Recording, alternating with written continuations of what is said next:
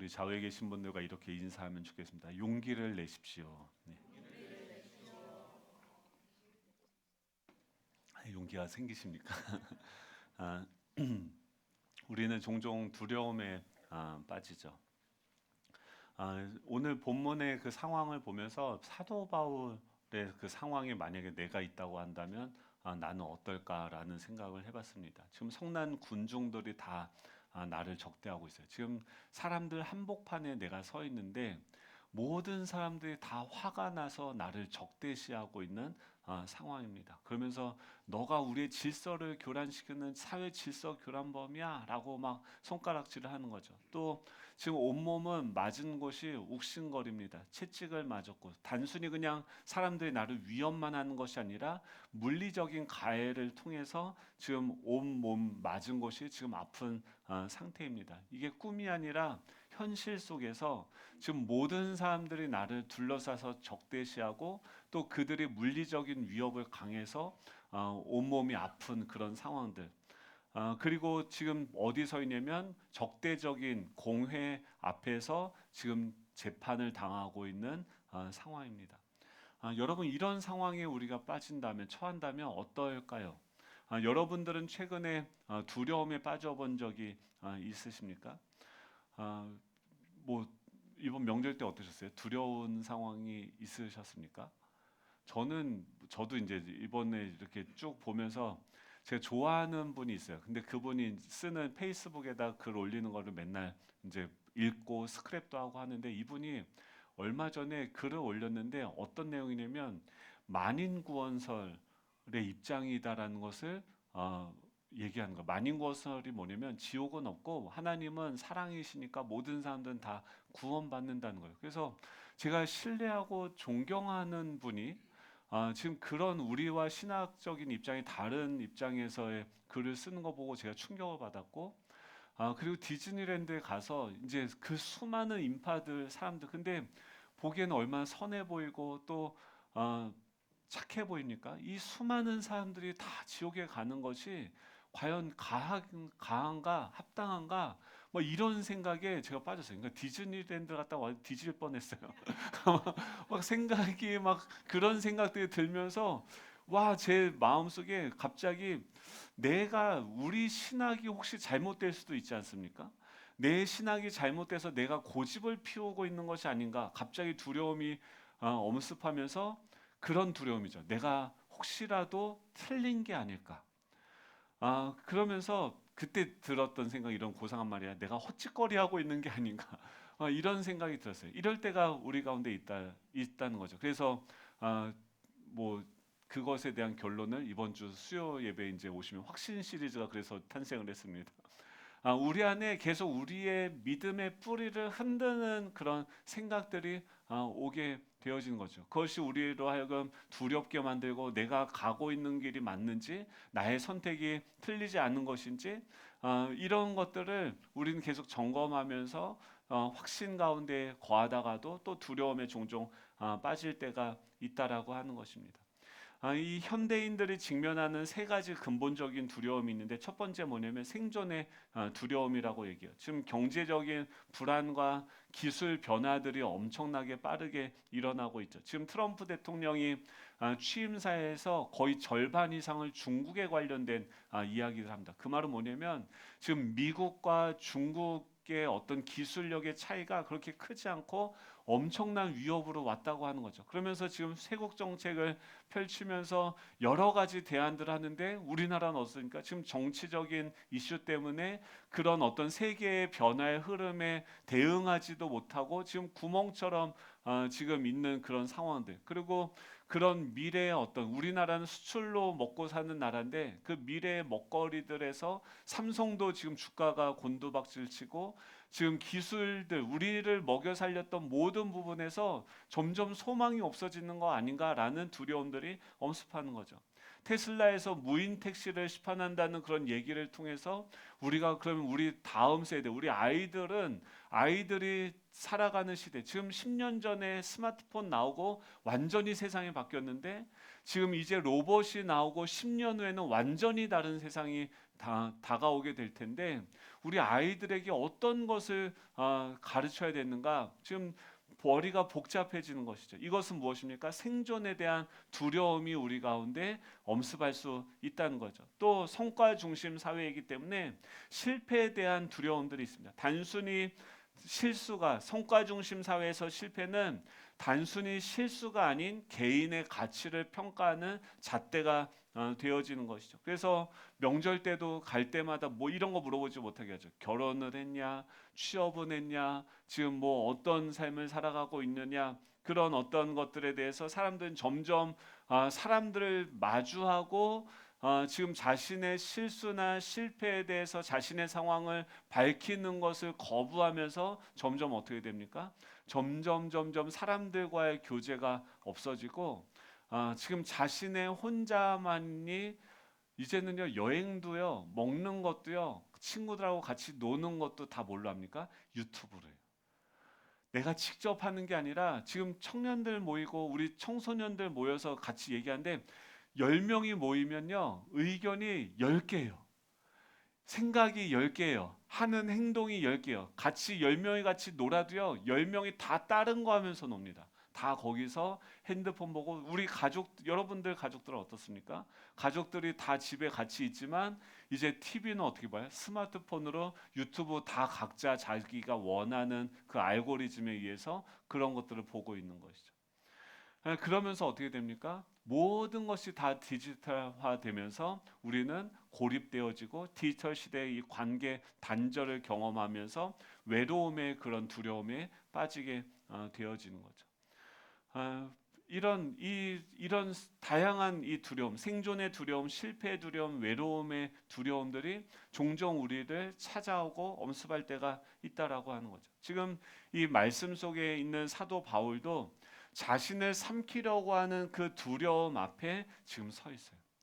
근데 우리들과 다르게 지금 바울은 어떤 태도를 견지하고 있냐면 두려워하지 않고 오히려 용기를 내고 있는 것이죠. 1절에 보면 1절 우리 같이 읽어볼까요? 1절입니다. 시작. 바울이 공회를 주목하여 이르되 여러분 형제들아 오늘까지 나는 범사의 양심을 따라 하나님을 섬겼노라 하거늘.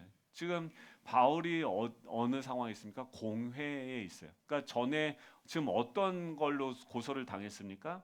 지금 바울이 이방인들을 성전에 데리고 와서 성전을 더럽힌다라고 지금 고발을 한 거예요. 그래서 그 사람들이 폭동이 일어나고 죽이려고 하니까 지금 바울을 로마 군대가 보호하면서 영내로 갔다가 거기서 신문하다 보니까 지금 바울이 거기서 천부장과 군인들 앞에서 자신의 변호할 기회들을 이제 요청을 받았는데 특별히 로마 법으로는 사도 바울이 그렇게 범법 행위가 크게 드러난 것 같지가 않은 거예요. 그러니까 이 천부장이 자신도 이 상황에 대해서 정확하게 판단할 수 없으니까 다시 어디로 보내냐면 공회라고 하는 것은 사내들인 공회를 이야기합니다. 지금 그 로마가 그곳을 지배하고 있지만 제한적인 자치권을 허락해 가지고 지금 그곳에서 유대인들로 구성이 된 대제사장이 의장이 되고 71명의 의원으로 구성이 되어진 지금 최고 법정기관의 역할을 하는 것이 바로 이 공회였습니다. 그러니까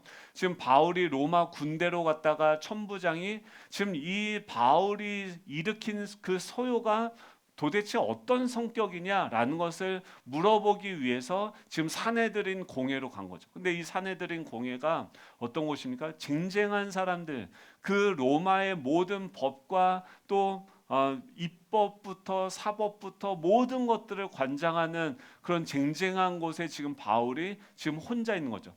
자신의 편이 아무도 없어요. 모든 사람들이 자기를 적대시하면서 죽이려고 하는 그런 상황입니다. 그런데 지금 그곳에서 바울은 뭐라고 하면 공회를 주목했다라고 얘기해요. 지금 자신을 삼키려고 죽이려고 하는 그 공회, 두려움의 대상인 그 공회를 주목했다라고 이야기하는데 주목했다라고 하는 단어가 원어로 보면은 뚫어지게 쳐다봤다는 거예요. 그러니까 지금 자신을 두렵게 만드는 그 공회를 바울은 회피하거나 피하지 않고 정확하게 직시하면서 자신을, 여러분들을 두렵게 하는 게 있죠. 여러분들을 넘어뜨리려고 하는 게 있죠. 여러분들을 움츠리게 하는 것이 있죠. 근데 그 두려움의 실체를 정확하게 직시하면서 바라보았다라고 하는 것이죠. 그러면서 주목하여 이르되라고 이야기합니다. 이 서편제에서 그 이청준 작가가 뭐라는 얘기를 하냐면, 두려움이라는 게 말이다 맞서보기, 이건 연기를 해야 되는데, 아무튼 두려움이라는 게 말이야, 맞서보기 전에는 그게 얼마나 큰 것인지 알 수가 없는 법이요. 뭐 이렇게, 서편제 동편제밖에 기억이 안 나시죠? 네. 거기서 보면은 눈먼 딸 그 송화에게 지금 그런 얘기를 해요. 그 말은 뭐냐면, 우리는 종종 두려워하는데 그 두려움의 실체도 모른 채 주저앉을 때가 많이 있다는 거예요. 지금 바울은요, 정확하게 자신을 두렵게 만드는 그 공해가 무엇인지 알았어요. 여러분, 이것을, 우리 두려움을 분별하고 우리의 상황을 분별하고 내가 누구인지를 분별할 수 있는 그 진리를 분별할 수 있는 그 분별력을 우리 주님은 주시는 줄 믿으시기 바랍니다.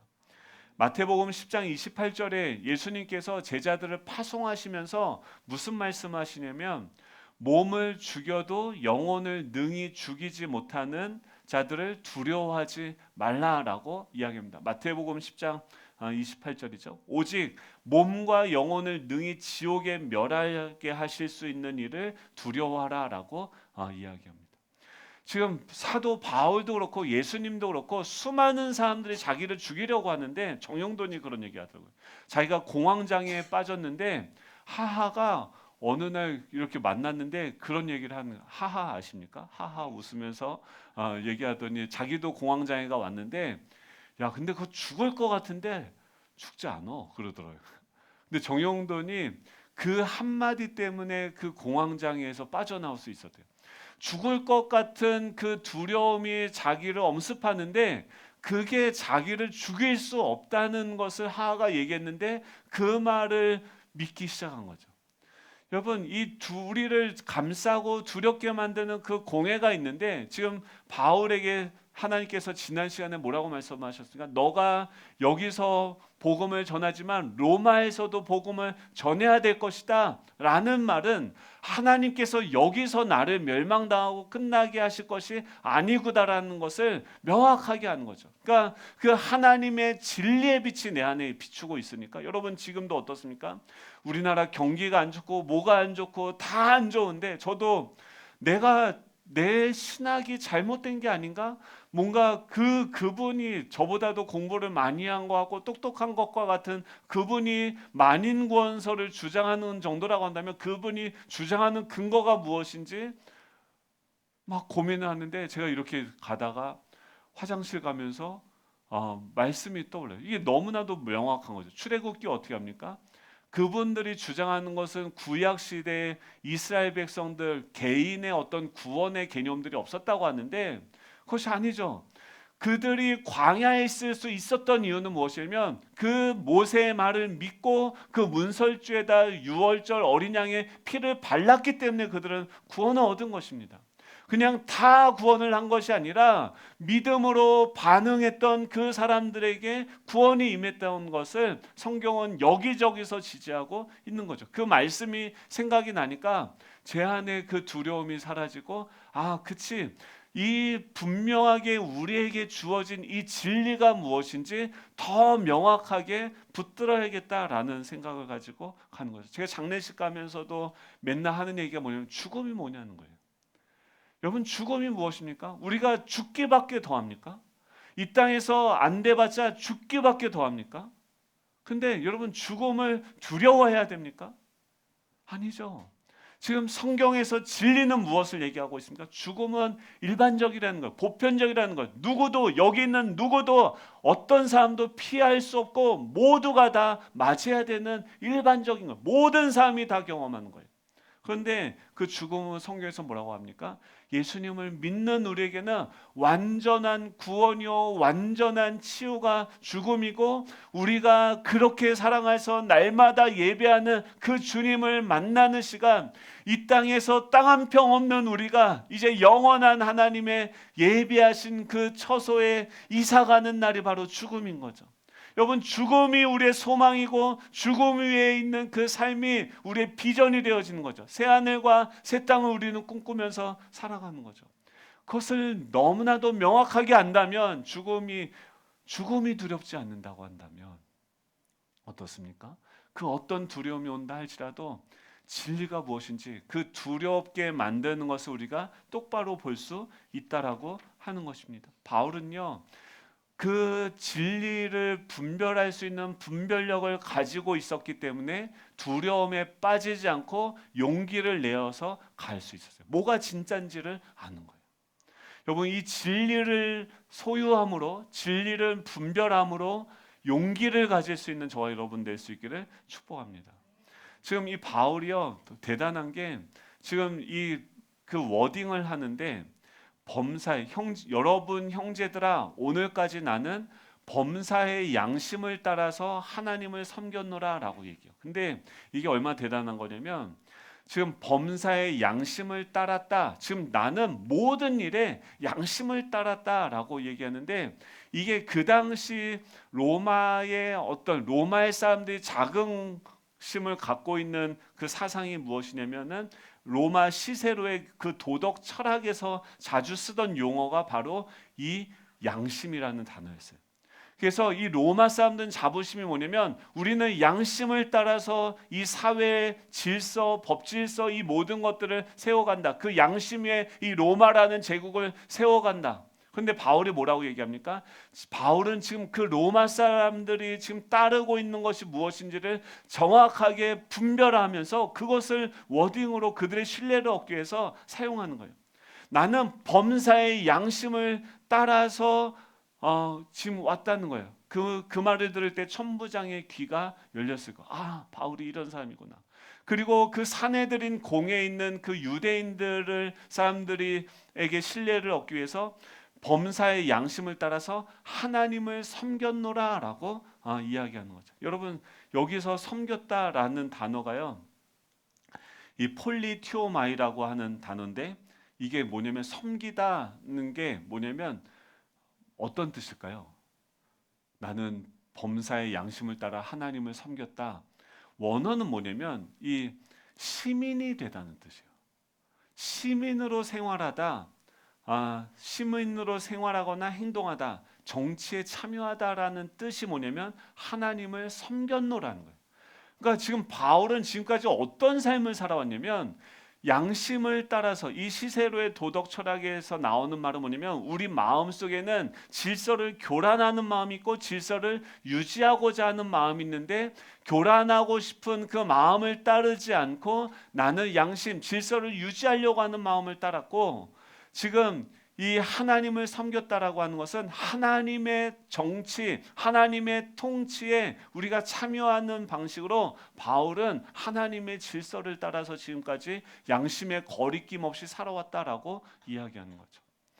여러분, 하나님의 정치는 어떤 방식입니까? 하나님은 지금도 이 교회에 대해서 여러 가지 이야기 있죠. 정치적인 이슈가 있고 경제적인 이슈가 있는데, 교회는 거기에 대해서 뭐라고 세상에 대답을 해야 됩니까?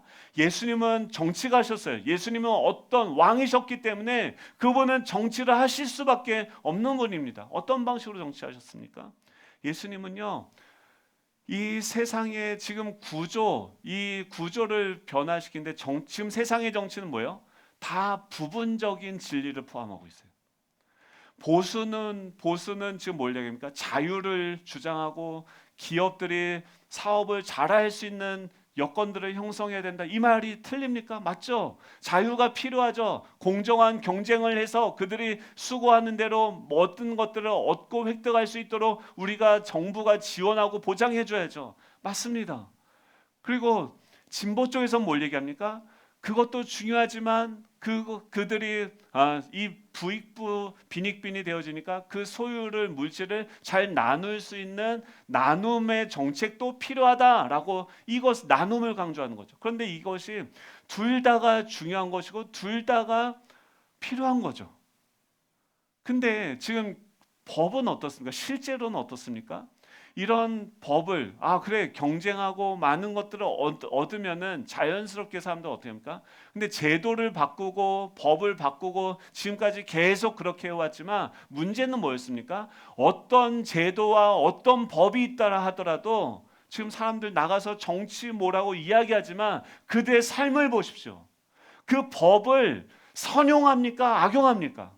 악용해서 어떻게든 자신의 이익을 극대화하며 다른 사람이 죽어가든 상관없이 자신의 이익을 어떻게 하면 추구할 수 있을지 자기중심적인 삶을 살아가는 것이 더 근본적인 문제라는 거예요. 그래서 지금 예수님은 이 세상에 로마 그 당시에 제도 법 좋았습니다. 지금 우리나라도 법 좋습니다. 그 이론대로 하면은 모든 시대의 모든 법들이 다 좋은 부분들이 있어요. 근데 문제는 뭐냐면 우리가 고장이 났다는 거예요. 아무리 좋은 질서, 아무리 좋은 법이 있다 하더라도 사람들은요 그 법과 질서를 악용해서 자신이 왕이 되는 방식으로 사용하는 거죠. 그러니까 예수님은 어떤 방식으로 정치 활동하셨습니까? 본인이 그 진리대로 살아가시면서 그 삶을 통해서 그 진리가 무엇인지를 나타내는 방식으로 정치 활동하셨어요. 그리고 그 제자들을 부르셔서 그 제자 훈련을 시키시면서 그들 역시도 이 진리를 따라갈 수 있도록 그 영혼들을 살리고 세우고 또 사랑할 수 있는 존재로 사람을 변화시키는 정치 활동을 하셨습니다.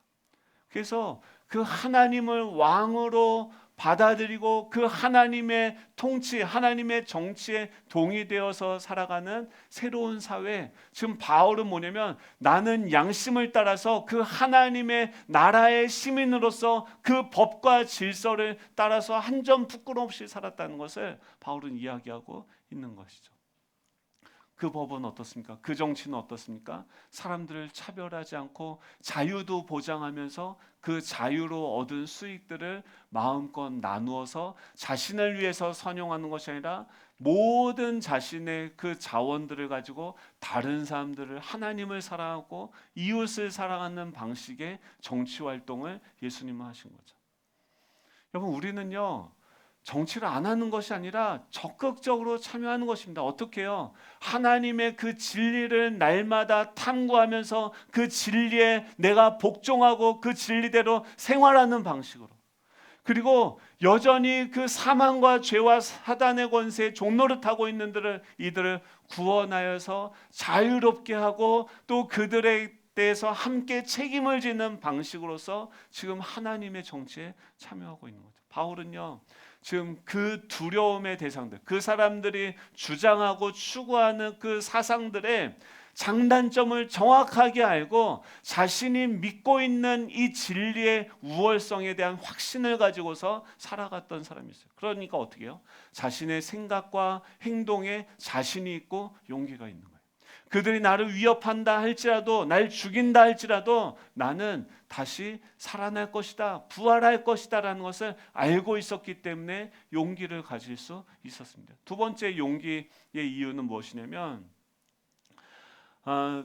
그러자 그런 얘기를 하니까 2절에 어떻게 합니까? 대제사장 아나니아가 바울 곁에 서 있는 사람들에게 그 입을 치라고 명령합니다. 지금 벌써 아직 재판을 시작하기도 전에 지금 이건 매우 부당한 처사죠. 뭐냐면 재판도 시작하기 전에 피고인의 입을 치라고 하는 것은 율법을 어기는 행위를 하는 거예요. 그러니까 바울이 지금 그것은 회칠한다며 3절에 뭐라고 반합니까? 회칠한다며 라고 하면서 너희들이 지금 율법대로 심판한다고 앉아서 율법을 어기느냐라고 정확하게 그들의 잘못들을 지금 지적하게 되어지는 거죠. 그런데 주변 사람들이 뭐라고 이야기합니까? 바울의 말이 대제사장을 모욕하는 것으로 받아들여졌어요. 지금 당신이 그 하나님이 세우신 그 대제사장을 욕하고 있느냐라고 사람들이 지금 이야기하자 바울은 어떻게 합니까? 즉시 5절에 보면 즉시 자신의 실수를 인정해요. 여러분, 그러면서 뭐랍니까? 그가 대제사장인 줄 내가 알지 못하였노라 라고 하면서 출애굽기 22장 28절의 말씀을 인용하여서 자신의 잘못을 시인합니다. 이것은 단순한 변명이 아니라 말씀에 근거한 겸손한 사과예요. 이게 뭐냐면 지금 바울이 이렇게 용기를 가질 수 있었던 것은 무엇입니까? 우리는 어떻습니까? 우리 실수할 수 있죠. 실패할 수 있죠. 우리가 어떤 일들을 하다가 잘못할 수 있습니다. 그렇기 때문에 우리는 두려워하고 염려하는데 지금 바울은 그 실수를 했을 때 어떻게 그 실수를 올바르게 처리할 수 있는지를 알고 있었다는 거예요. 그래서 용기를 가질 수 있었다는 거예요. 여러분, 실수하면 어떻습니까? 괜찮습니다. 실수했다는 것을 인정하고 받아들이고 겸손하게 사과하면 됩니다. 다시 그런 실수를 하지 않도록 노력하면 됩니다. 근데 그것을 두려워서 그것 때문에 실수할까봐 실패할까봐 주저앉아서 도전도 못하는 것은 아니라는 거죠. 바울이 마지막으로 용기를 낼 수 있었던 이유는 무엇입니까? 바울은요, 진리의 영이 함께하고 계심을 알고 있었어요. 지금 바울은 그들 가운데서도 지금 바리새인과 사두개인들이 있다는 것을 보고서 지금 사두개인들은 부활이 없다고 생각해요. 내세를 믿지 않아요. 현세만 믿어요. 그러니까 현세지향적인 삶을 살아요. 정치에 그래서 협력하고 어떻게든 이 땅에서 잘 먹고 잘 살 건지만 생각하고 바리새인들은 어떻게 합니까? 부활 내세를 믿기 때문에 거룩한 삶을 추구하면서 살 수 있었던 거예요. 그런데 지금 바울은 딱 보니까 그 사람들의 어떤 다른 사상들을 가지고 있으니까 본인의 안에 본인이 가지고 있는 그 진리를 증거합니다. 무엇을 증거합니까? 나는 여러분 형제다. 나는 바리새인이요 또 바리새인의 아들이야. 죽은 자의 소망 곧 부활로 말미암아 내가 신문을 받노라라고 이야기하는 거죠. 지금 자신 죽은 자의 소망 이 부활을 핵심 쟁점으로 제안을 하면서 지금 자신이 가지고 있는 그 진리를 선포하게 되어집니다. 근데 그러자 어떤 일이 일어나게 되어집니까? 지금 사두개인들은 그것에 대해서 부정하고 그 대적들이 진리에 따라서 분열하면서 자멸하게 되어지는 거죠. 이 바울은 그러면서 11절이죠. 우리 같이 한번 읽어볼까요? 11절입니다. 시작. 그날 밤에 주께서 바울 곁에 서서 이르시되 담대하라. 내가 예루살렘에서 나의 일을 증언한 것 같이 로마에서도 증언하여야 하리라 하시니라. 아멘. 여러분, 우리는요 다 떠나서요 한 가지만 하시면 돼요. 진리가 무엇인지만 하시면 돼요. 진리가 무엇인지 명확하게 하니까 죽음에 대해서도 여러분이 두려워하는 것이 있다고 한다면 그것을 한번 정확하게 한번 보십시오. 그것에 대한 진리가 무엇인지를 분별하십시오. 그리고 우리 실수할 수 있습니다. 우리 완벽한 존재가 아닙니다. 실수할 수 있어요. 실패할 수 있어요. 그럼에도 불구하고 그 실수했을 때 다시 툭툭 털고 일어나면 돼요. 다시 시작하면 돼요. 내 실수를 인정하고 사과하면 됩니다. 그것이 우리를 멸하게 할 수 없고 그것이 우리를 죽일 수 없다는 거죠. 마지막으로 무엇입니까? 그 진리를 양심에 따라서 그 진리를 선택하고 진리대로 살아갈 때 지금 이 복잡한 시대 가운데 우리 자녀들에게 무엇을 가르칩니까? 진리를 가르쳐야죠. 무엇이 진리인지를 알려줘야죠. 세상은 계속 변화같지만 변하지 않는 것이 무엇인지를 가르쳐주고 그 진리 편에 서게 됐을 때 주가 지금 누가 오십니까? 그날 밤에 완전히 이제 사람들의 그 말도 안 되는 그 고소와 핍박들이 다 있었고 나를 죽이려고 하는 그 모의들이 있었음에도 불구하고 그날 밤에 누가 오십니까? 주께서 바울 곁에 서서 이르시되 담대하라. 네, 담대하십시오, 여러분. 우리가 담대할 수 있는 이유가 무엇입니까? 천지의 만물의 주제이신 여호와 하나님께서 우리의 아버지세요. 그분이 우리와 함께하고 계세요. 그분이 우리한테 뭐라고 합니까? 담대하라라고 얘기해요. 저 이렇게 부족한데요. 저 이렇게 실수도 많은데요. 괜찮아요. 담대하라. 담대하라. 새 번역에서는 이렇게 합니다. 용기를 가져라라고 얘기해요. 용기를 가질 수 있기를 축복합니다. 내가 예루살렘에서 나의 일을 증언한 것처럼 지금 너가 여기서 지금 이 수많은 위협 안에서 내 진리를 증거하고 있는 것처럼 내가 너를 로마에 가서도 내 일을 증거하게 할 거야. 이게 우리한테 어떻게 됩니까? 지금 우리가 진리를 붙들고 있으면 그 진리를 증거하기 위해서 우리 자녀들이 10년 후에도 20년 후에도 어느 곳에서도 그곳에서도 이 진리를 증거할 수 있는 존재로서 하나님께서 세워가신다라고 하는 것으로 들으실 수 있기를 축복합니다. 여러분, 우리는 누구입니까? 증인입니다. 증인은 무엇이에요? 보는 자들이에요. 무엇을 봅니까? 진리의 영이신 예수 그리스도 성령께서 지금 우리와 함께하고 계시며 우리를 인도하고 계시는 줄로 믿습니다. 우리 찬양하고 기도하기 원한데 우리 다 같이 일어나셔서 아무것도 두려워 말라. 이번 명절 때 한 주간 예배 없으니까 어떠셨어요? 너무 좋았죠? 어떠셨어요? 큐티가 좀 되십니까? 기도가 되십니까? 말씀이 생각이 나십니까? 함께하고 계신 주님을 예배하십니까? 여러분,